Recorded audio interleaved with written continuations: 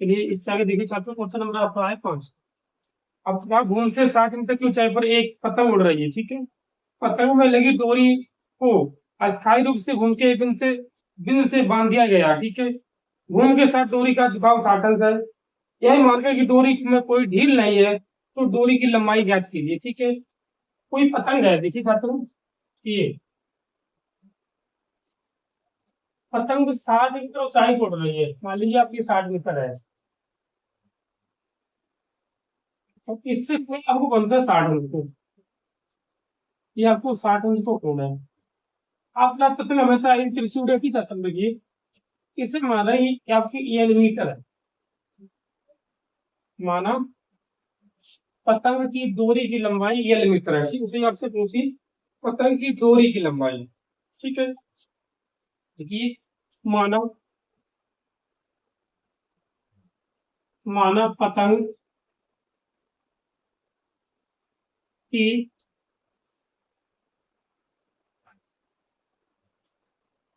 डोरी की लंबाई,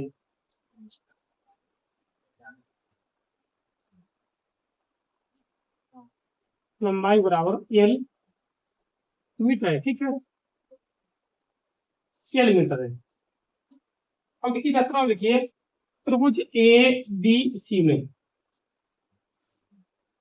त्रिभुज ए बी सी में आपको कोण दिया 60 अंश है, ठीक है। आपका 60 अंश का कोण है, और लंब बटे कट आपका साइन थीटा होता है, ठीक है। लंब बटे कट साइन थीटा लिखिए। साइन थीटा बराबर आपका होता है लंब बटे कट होता है, ठीक है। आप थीटा के जगह पर रखिए 30 अंश, सॉरी 60 अंश। लंब आपका 60 है, कट आपने एल मान लिया, एल मीटर, ठीक है। साइन 60 का मान आपका होता है √3/2।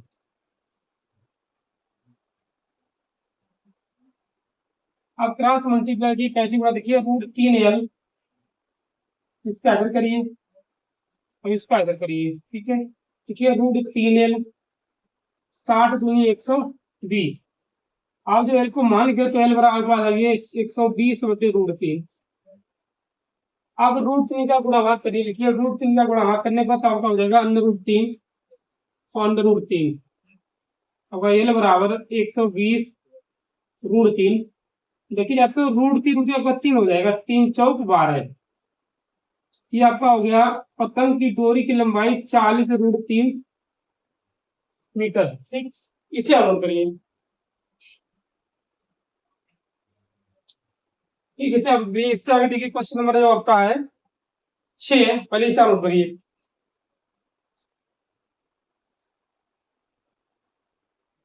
क्वेश्चन नंबर 6 देखिए।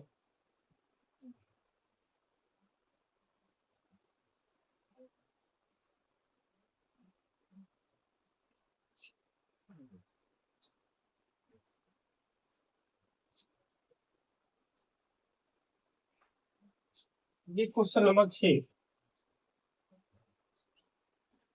आपसे कहा, देखिए छात्रों, 1.5 लंबा एक लड़का 30 मीटर ऊंचे एक भवन से कुछ दूरी पर खड़ा, ठीक है। जब वह ऊंचे भवन की ओर जाता है, तो उसकी आंख से भवन के शिखर का को 30 अंश से 60 अंश हो जाता है। बताइए कि भवन की ओर कितनी दूरी तक चलकर गया, ठीक है। तो कहते हैं आपका कोई भवन है, ठीक है। इसकी आपको ऊंचाई दी है 30 मीटर, ठीक है। और लड़के की लंबाई है 1.5 मीटर। ये अब लड़के की लंबाई लिखिए, लड़के की लंबाई ये है।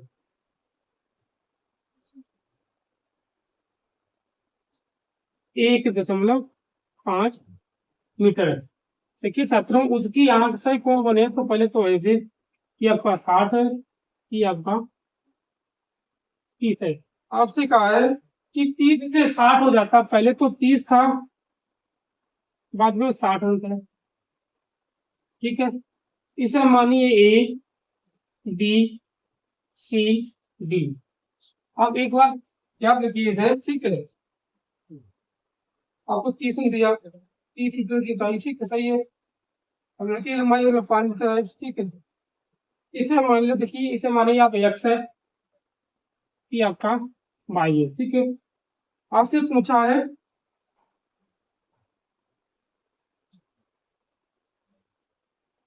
ठीक है।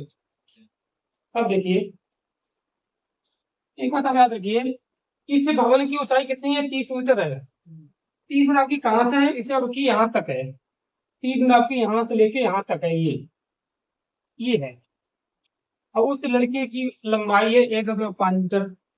तो 30 मीटर में से आप 1.5 इसे घटाइए, क्योंकि लड़के की आंख से कोण बनते, तो उसकी लंबाई को माइनस करना पड़ेगा, ठीक है।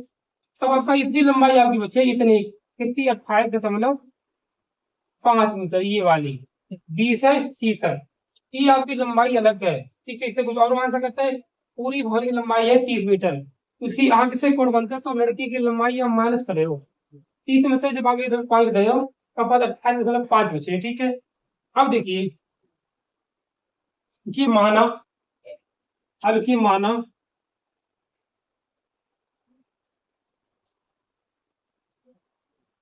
लड़के द्वारा चली दूरी, चली दूरी देखिए छात्रों, पहले वो ए के पास था, ठीक है, चल के डी तक गया, मतलब 1 मीटर चला होगा।